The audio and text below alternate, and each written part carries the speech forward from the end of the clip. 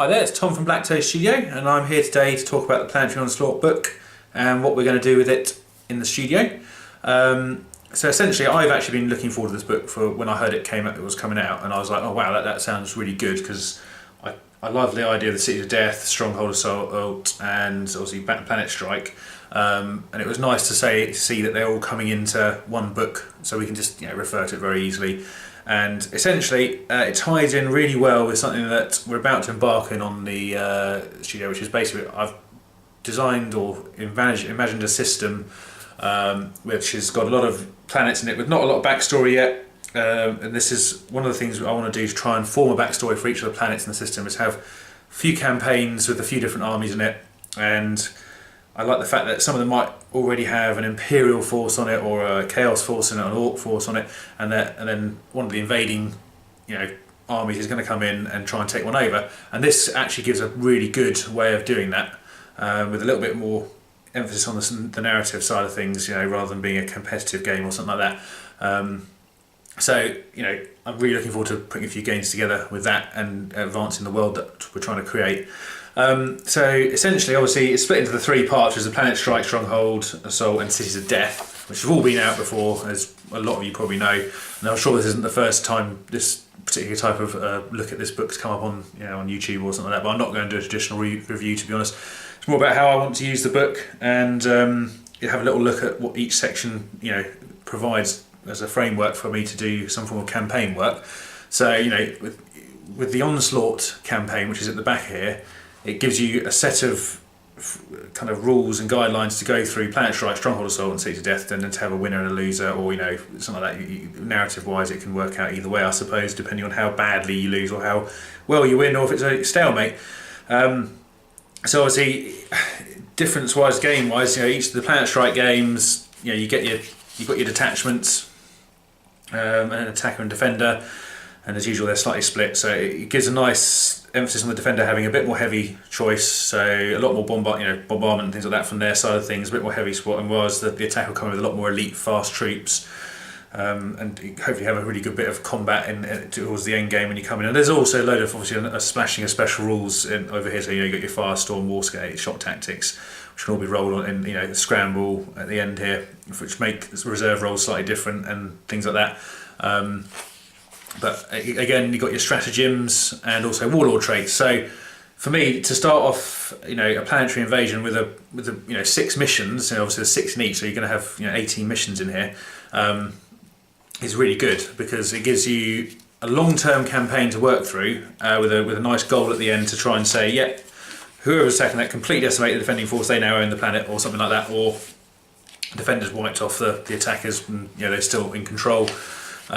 And obviously, once you get past Planet Strike, we go into Stronghold Assault. So quite nice for doing some nice big stronghold missions. And the terrain, as you can see, I mean, just looking at some of the pictures here, you can see the terrain's actually fantastic. That you could build up and make a really nice looking defensive location. And obviously, again with the Stronghold Assault, you've got your detachment again here. Don't you get any warlord traits in here, but that's it's a different type of game again. And again, you get your command benefits though, depending on whether you're the defender or the attacker. So obviously the idea behind the way we play it is obviously either me or Dom would be the defender for all the campaign, or the attacker as we go through it. Obviously you've got a lot of variation in the missions. I'm sure some of them will probably work out very much in favour or either way, but that's kind of the point of a story-based campaign, I suppose. It doesn't necessarily have to be fair. It just has to show that one force is either getting completely pummeled or you can just see possibly has a chance. And it's always fun to see if the force that looks like it's going to lose suddenly comes back and keeps control of everything. Of course, we've got the City of Death missions, which is also completely different, because obviously you get your different tactical objectives in this one, but there's no detachments or things like that. It's all about the close quarters terrain. And it's one of the game types which I really love to play. I love a really packed board, to be honest. It just makes it more, I think, especially when you're filming things, it makes it look a lot better. And this game type here, because it forces you to play with a lot of terrain on the board, I think it really offers some really good cinematic looking moments when you're playing with especially when you're playing with certain armies, like foot slogging armies. So obviously I'd love to get my Templars on the board here, or my Orcs for instance, which would be really good fun. But yeah, so you've got your normal structure here, so you've got another 6 missions, of course.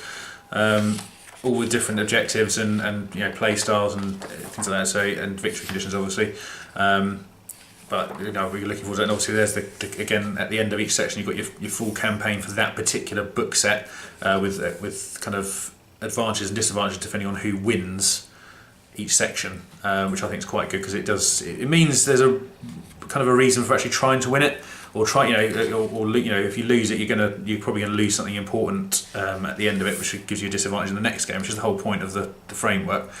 Then at the end here, you have Planetary Onslaught campaign, which is a nice little framework. You give yourself a Supreme Warlord, which is your Warlord throughout the whole thing, which can they'll gain experience throughout the campaign, and then it goes into 3 phases. So you've got your Planet Strike, you've got a Siege War, and then obviously the City to Death bit. And winning each session gets you points essentially, and then at the end, depending on how many points you got, is the result of what's actually happened overall, which is quite cool. So you can either you become the Supreme Attacker, or Supreme Defender.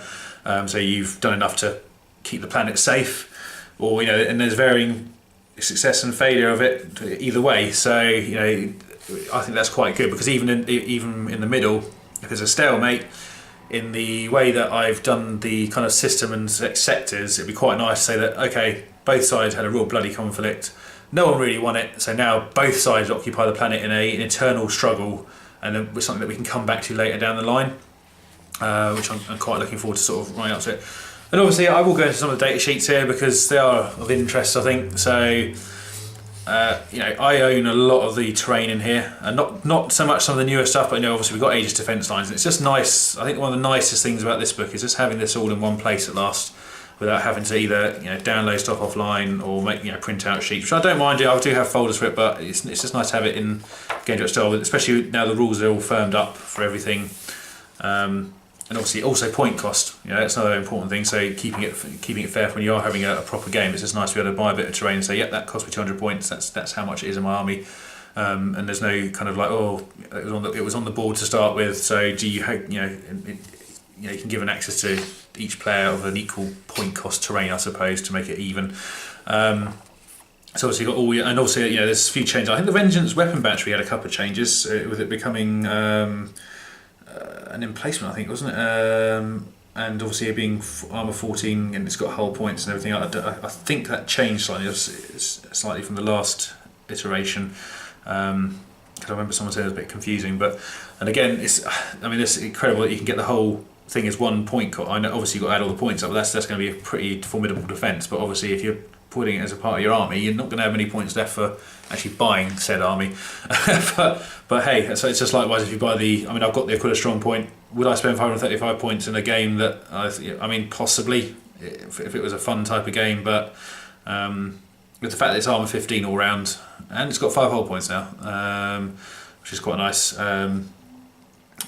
Obviously whether you'd use that in a standard game, I don't know. I think we've done a game a couple of months ago which I defended, which I put into my points cost, and obviously that meant that there wasn't an awful lot of play with my actual army, but it is quite a formidable weapon, as everyone probably knows, and obviously you can convert it into the Vortex version, which is on this page here. I've also got the Fortress Redemption, which I think is quite cheap, personally, but I suppose that's without upgrades.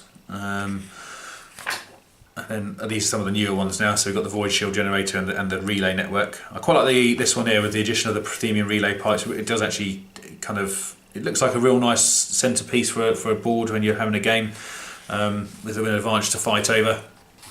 Now, these bits here, the Administration, Manufactorum, Shrine of Aquila, Imperius. I don't know why you'd buy them in the game. Would I play with the rules? Possibly. I don't know.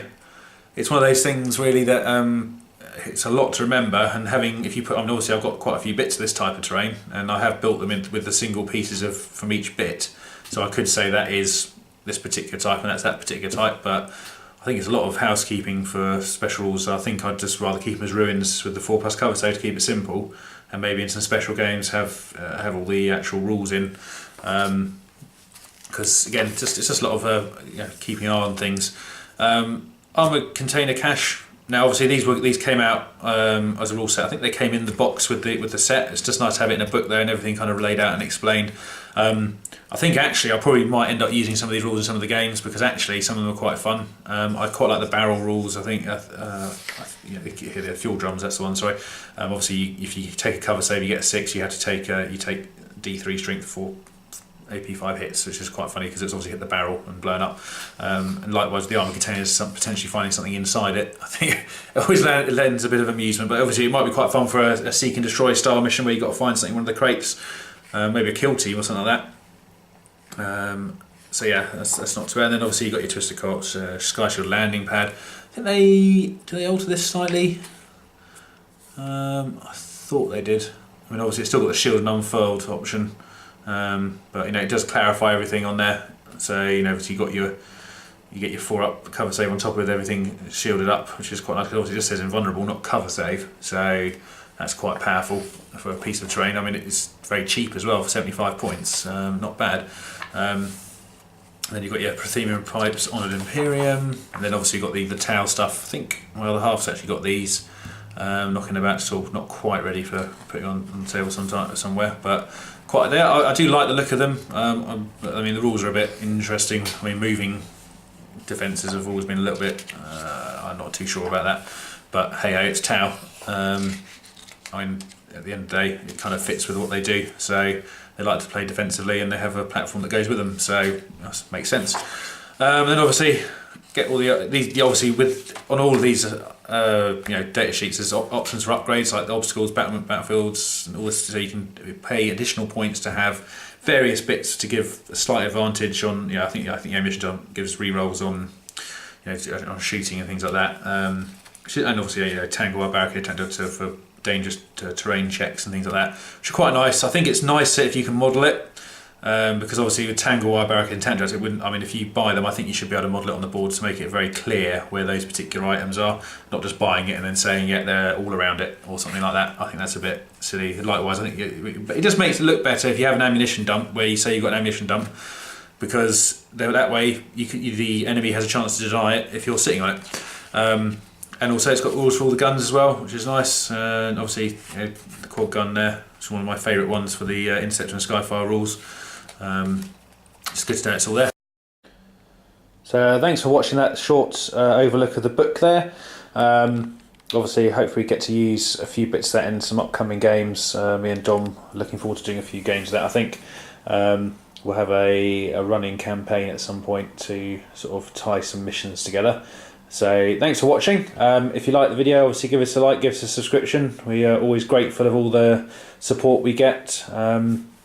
And we will see you soon. Take care.